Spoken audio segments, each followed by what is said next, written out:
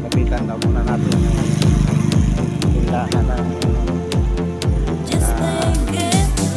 Rosen Chariot.